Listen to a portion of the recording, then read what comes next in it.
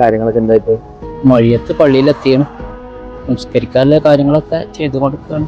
ഭയങ്കര ആലോചിക്കുമ്പോ തന്നെ സങ്കടമല്ലേ കാര്യമായില്ലേ? പറഞ്ഞിട്ട് കാര്യമില്ല. കുട്ടിന്റെ കാര്യത്തിൽ പഠിച്ചാത്തേ കണക്കാക്കിയിട്ടുള്ളൂ. കബറിന്റെ പരിപാടിയൊക്കെ കുറെ ഉണ്ടെന്നല്ല, കുറെ നേരമായി തുടങ്ങി. എന്താ വിശ്വസിക്കാൻ പറ്റില്ല.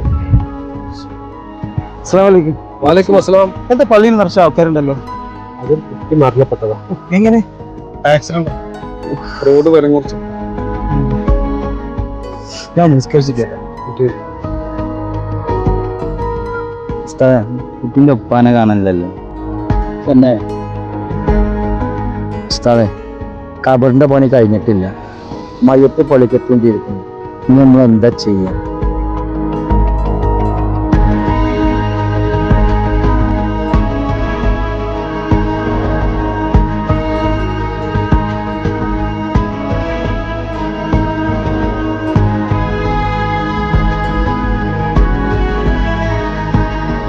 ആ മരിച്ച കുട്ടി നമുക്ക് അത്ര വേണ്ടപ്പെട്ടാവാ? അല്ലോ ചോദിച്ചു. നീ നിസ്കരിച്ച് ഇറങ്ങി വരുമ്പോ ഉസ്താദും കരയുന്നു, കാണുന്നവരൊക്കെ കരയുന്നു, കണ്ടു നിൽക്കുന്നവരെല്ലാരും കരഞ്ഞു. അതുകൊണ്ട് ചോദിച്ചതാ. ആ കുട്ടി എന്ന് പറഞ്ഞാല് ഞങ്ങൾ ഈ നാട്ടുകാർക്ക് കണ്ണിലും എല്ലാവർക്കും അത്ര ഇഷ്ടമായിരുന്നു ആ മോനോട്. പക്ഷെ ആ മരിച്ചു ഞങ്ങൾക്ക് വിശ്വസിക്കാൻ പറ്റുന്നില്ല. കബറിന്റെ പണി എന്തായാലേ അറിയില്ല, നമുക്കൊന്ന് പോയി നോക്കിയിട്ടൊന്നും. പോയി നോക്കുന്നു.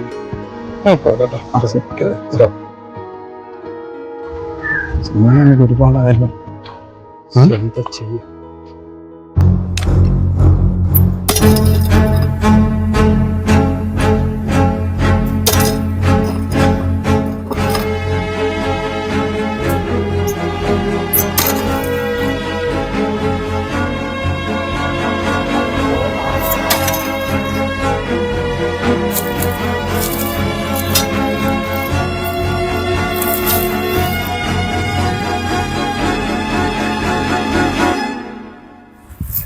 ഒരു തീരെ ആയില്ലല്ലോ.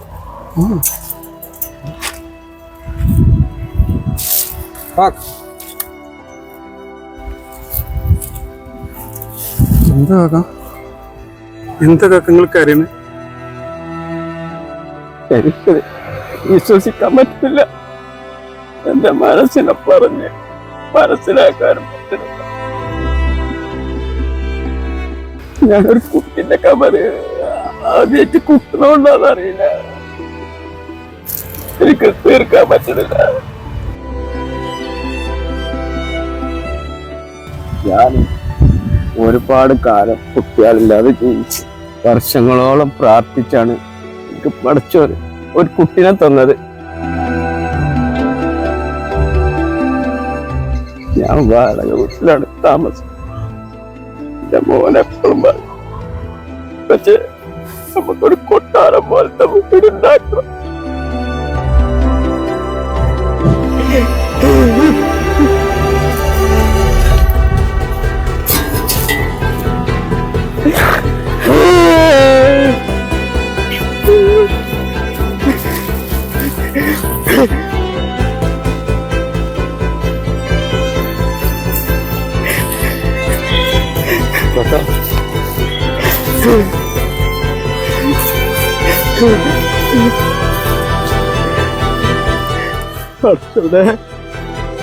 കുട്ടിക്ക് ഞാനിത് എങ്ങനെ ഒരു കൊട്ടാരാക്കും? മോനെ മോനെ